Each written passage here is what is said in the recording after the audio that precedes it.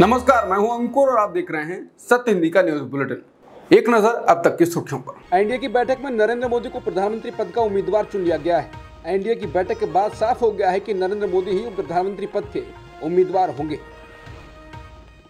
चुनाव में बीजेपी बहुमत से दूर है, इस कारण से गठबंधन के दलों पर डोरे डालने शुरू हो गए हैं। बिहार में सीएम नीतीश का कद बढ़ गया है। इस बीच JDU MLC doctor Khalid Anwar ने बड़ा बयान दिया है। उन्होंने कहा कि नीतीश कुमार से बेहतर पीएम कौन हो सकता है। उन्होंने कहा कि नीतीश कुमार एक अनुभवी राजनेता हैं जो समाज और देश को समझते हैं और वो सभी लोकतांत्रिक संस्थाओं का सम्मान करते हैं। हम अभी एनडीए गठबंधन का हिस्सा हैं, लेकिन बिहार के 13 करोड़ लोग चाहते हैं कि नीतीश कुमार देश का चेहरा बने।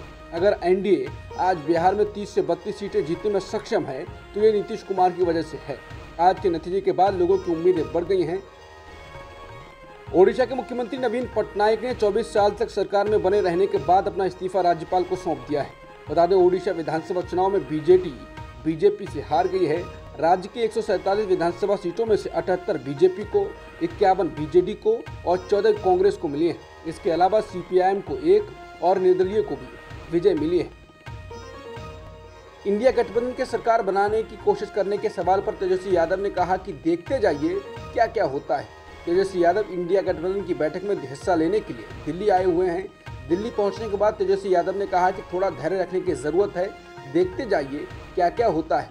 नीतीश कुमार से फ्लाइट में क्या बात हुई, इस सवाल का जवाब देते हुए तेजस्वी ने कहा, हमने एक दूसरे को नमस्कार किया, आगे क्या होता है ये देखते रहिए। बीजेपी के पास अकेले बहुमत न होने के चलते उसके सहयोगी दलों यानी टीडीपी और जेडीयू की अहमियत बढ़ गई है। सूत्रों से मिली जानकारी के मुताबिक इन दोनों ही दलों ने बीजेपी के साथ प्रेशर पॉलिटिक्स शुरू कर दी है। मीडिया रिपोर्ट्स के मुताबिक बीजेपी से टीडीपी केंद्र सरकार में 5-6 मंत्रालय और लोकसभा में अध्यक्ष पद की डिमांड कर सकती है। वहीं नीतीश कुमार भी स्पीकर का पद और कई मंत्री पदों की मांग कर रहे हैं। दिलचस्प ये भी है कि बीते दिनों सूत्रों ने यह भी दावा किया कि इंडिया गठबंधन ने नीतीश को डिप्टी पीएम तक का ऑफर दे दिया है। हालांकि इसको लेकर कोई ठोस जानकारी सामने नहीं आई। बीजेपी नेता सुब्रमण्यम स्वामी ने पीएम मोदी को इस्तीफा देने की सलाह दी है। उन्होंने कहा कि चूंकि मोदी के नेतृत्व में भाजपा 272 के बहुमत से नीचे या 240 के आसपास गिर गई है, इसलिए मोदी को हट जाना चाहिए। कोई भी स्वाभिमानी नेता इस्तीफा दे देगा और बहाल किए जाने का इंतजार नहीं करेगा। कांग्रेस नेता सुप्रिया सुले ने कहा है कि आज टीवी पर नरेंद्र मोदी से ज्यादा तो शिवराज सिंह चौहान छाए हुए हैं। जिस चैनल पर देखो वही नजर आ रहे हैं। शिवराज ओबीसी हैं, मोदी से 8 साल युवा हैं, खाटी संघीय हैं। मोदी सिर्फ 1.5 लाख वोटों से चुनाव जीते हैं, शिवराज 8,21,000 वोटों से चुनाव जीते हैं। दिल्ली का मौसम बदल रहा है। दैनिक भास्कर के पॉलिटिकल एडिटर केपी मलिक ने सूत्रों के हवाले से एक दावा किया है। उन्होंने कहा है कि संघ ने पीएम पद के लिए मोदी के नाम को खारिज कर दिया है और शिवराज सिंह चौहान के नाम की चर्चा है। उन्होंने कहा कि मध्य प्रदेश से सर्वाधिक सीटें जितवाने वाले शिवराज सिंह चौहान सर्वाधिक 8 लाख से अधिक वोटों से जीते हैं। वो ओबीसी वर्ग से आने वाले हैं और एनडीए के सभी घटक दलों के लिए स्वीकार्य हैं। मध्य प्रदेश में पिछले विधानसभा चुनाव में विपरीत हालात में भी बीजेपी को अभूतपूर्व जीत दिलाने वाले भी हैं। हालांकि आरएसएस की ओर से ऐसी कोई खबर नहीं है, लेकिन सोशल मीडिया पर अलग अलग तरह की बातें कही जा रही हैं। प्रधानमंत्री मोदी 8 जून को लगातार तीसरी बार शपथ ले सकते हैं। चुनाव नतीजों में एनडीए को बहुमत मिलने के बाद आज एनडीए की बैठक भी हो रही है। इसी बीच शपथ ग्रहण की खबर आई है। एनडीए के लोकसभा चुनाव जीतने के एक दिन बाद प्रधानमंत्री मोदी ने बुधवार को राष्ट्रपति द्रौपदी मुर्मू से मुलाकात की और मंत्रिपरिषद के साथ अपना इस्तीफा दे दिया। इसके साथ ही उन्होंने अपने अगले कार्यकाल के लिए तैयारियां शुरू कर दी हैं। लोकसभा चुनाव के नतीजों के बाद प्रधानमंत्री मोदी ने अपने संबोधन में ये कहा था कि 1962 के बाद पहली बार कोई सरकार अपने 2 कार्यकाल पूरे करने के बाद तीसरी बार वापस आई है। लोकसभा चुनाव के नतीजों में बीजेपी अकेले दम पर बहुमत के आंकड़े से दूर रही है और उसे 240 सीटें मिली हैं, लेकिन सहयोगी दलों के सहारे वो बहुमत पा चुकी है।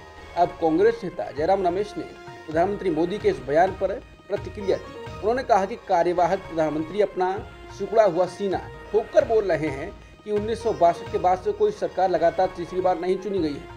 इस इतिहास को मास्टर डिस्टोर्टियन भी दोबारा नहीं ले सकते। वो ये है कि नेहरू 1952 में 364, 1957 में 371 और 1962 में 361 सीटों के साथ प्रधानमंत्री चुने गए थे। जयराम रमेश ने कहा कि मोदी को 2024 में 241 सीटें मिली हैं।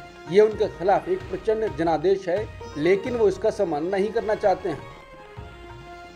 लोकसभा चुनाव में महाराष्ट्र में बीजेपी के खराब प्रदर्शन की जिम्मेदारी लेते हुए महाराष्ट्र के उप मुख्यमंत्री देवेंद्र फडणवीस ने इस्तीफे की पेशकश की है। बता दें, महाराष्ट्र में कांग्रेस को सबसे अधिक 13 सीटों पर जीत मिली है। वहीं उसकी सहयोगी दल शिवसेना यूबीटी को 9 और शरद पवार की एनसीपी को 8 सीटों पर जीत मिली है। दूसरी तरफ बीजेपी ने सिर्फ केवल 9 सीटों पर जीत हासिल की है। वहीं उसकी सहयोगी शिवसेना को 7, एनसीपी को 1 सीट पर सफलता मिली है। देवेंद्र फडणवीस ने कहा है कि उन्हें उप मुख्यमंत्री के पदभार से मुक्त किया जाए, क्योंकि वो अब पार्टी के संगठन में काम करना चाहते हैं। उन्होंने कहा कि चूंकि एक लीडर के रूप में महाराष्ट्र में बीजेपी की सारी जिम्मेदारी मेरे ऊपर थी, ये जो हमें महाराष्ट्र में एक तरह से हार मिली है, ये पूरी जिम्मेदारी मेरी है, उसे मैं स्वीकार करता हूँ। मैं भागने वाला आदमी नहीं हूँ। हम लोग पूरी पार्टी को साथ में लेकर नई रणनीति तैयार करेंगे और उसके साथ जनता के बीच आएंगे। दिल्ली के मुख्यमंत्री अरविंद केजरीवाल को जेल में ही रहना होगा। उन्हें स्वास्थ्य के आधार पर अंतरिम जमानत दिए जाने की याचिका दिल्ली की अदालत ने ठुकरा दी है।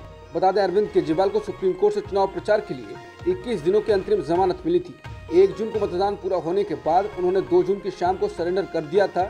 इसके बाद उन्हें 5 जून तक न्यायिक हिरासत में भेज दिया गया था। अब तक की सुर्खियों में इतना ही। बाकी खबरों के लिए बने रहिए सत्यहिंदी.com के साथ।